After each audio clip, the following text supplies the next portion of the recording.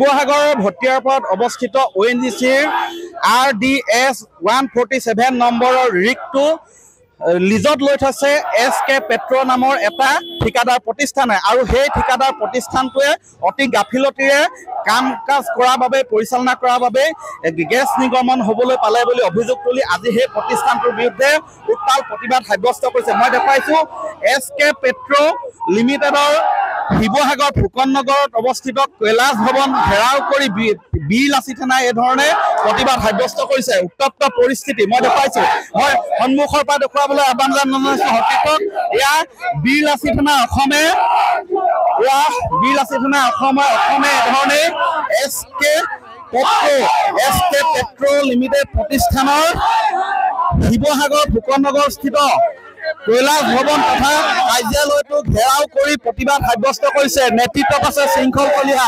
এয়া মই দেখুৱাইছো যে 2023 চনতো SK পেট্ৰ লিমিটেডে গেলেকীত এটা ৰিগ লৈছিলে লিজত। সেই ৰিগটো আচলতে জুই লাগিছিলে সেই সময়ত আৰু বৰ্তমান একে পৰিস্থিতি শিৱসাগৰৰ ভটিয়াপাৰত স্থিত সেই ৰিগটোত আৰু সেই ৰিগটো যি মালিক স্বত্বাধিকাৰী কৃষ্ণ আগৰৱালাকো গ্ৰেপ্তাৰৰ দাবী জনাইছে। শৃংখল চলিহাৰ SK পেট্ৰ গেট খুলি দিয়ক, ইহঁতৰ লগত হিচাপ আছে।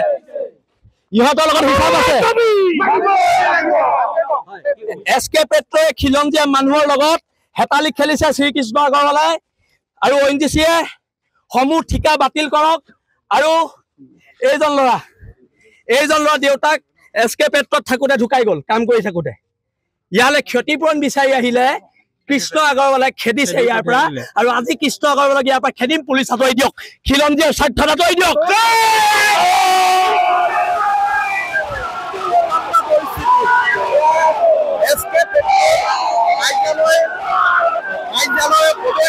ভাঙি সোমাই যাবলৈ চেষ্টা চলাইছে অসমে।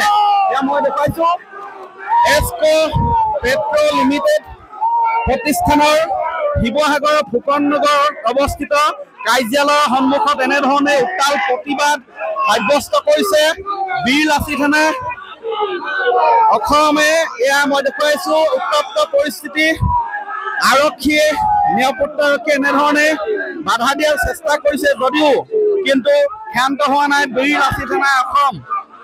সেই SK পেট্ৰ নামৰ যি প্ৰতিষ্ঠান সেই প্ৰতিষ্ঠানটোৱে আচলতে গাফিলতিৰে ৰিগটো চলাই থকাৰ বাবে জুই লাগিছে বুলি অভিযোগ। ওলাই আহিব লাগিব।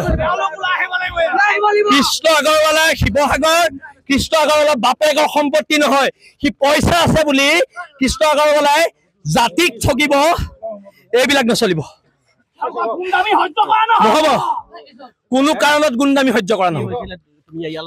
মোৰ দেউতাক যেতিয়া ঢুকাইছিলে ৰাজগড় মৰাণত, তেতিয়া মোৰ নমস্কাৰ, মোৰ নাম আছিল ঋতুৰাজ হাজৰিকা। মোৰ দেউতাৰ নাম আছিলে বিশ্ব হাজৰিকা। যেতিয়া মোৰ দেউতাই মৰাণ ৰাজগড়ত আপোনাৰ শুকানীত যেতিয়া এক্সিডেণ্টত ঢুকাইছিলে, সকাম পাতিবলৈ পাই আপোনাৰ 70,000 মান টকা এটা কৰ্মচাৰীৰ পৰা তুলি পিনি দিছে। কৃষ্ণ আগলীয়া নিজে নাই দিয়া।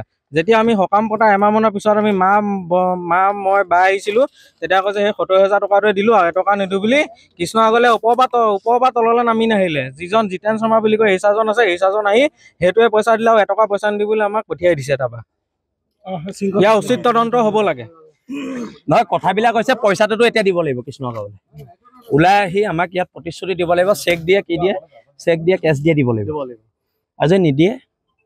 কৃষ্ণ আগৰৱালাক আগতে এবাৰ কাণত ধৰাই থৈছো নহয়, এতিয়া আকৌ কাণৰ তলত দুচৰ দি দিম, কি কথা আছে কিন্তু কৃষ্ণ আগৰৱালাই পইচা দিব লাগিব।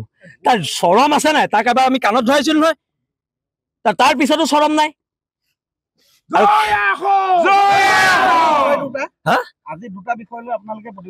নিশ্চয় এই ল'ৰাটোক দিব লাগিব আৰু যিখিনি ONGCয়ে কি দিয়ে দিব, সেইটো আমি ONGCৰ লগত আমি আলোচনা কৰিম, প্ৰতিবাদ কৰিম, যি কৰিব লাগে কৰিম, প্ৰয়োজনত ONGC বন্ধ দিম। কিন্তু কি দিব এতিয়া? কৃষ্ণ আগৰৱালাই কি দিব? ভটিয়াবাৰবাসীক দিব লাগিব। প্ৰত্যেক ঘৰকে একদিন গ'ল, একদিন কৃষ্ণ আগৰৱালা তাত উপস্থিত হ'ল। মুখ্যমন্ত্ৰী আহিলে, ই আকৌ মুখ্যমন্ত্ৰীতকৈ ওপৰত, ই নাযায়।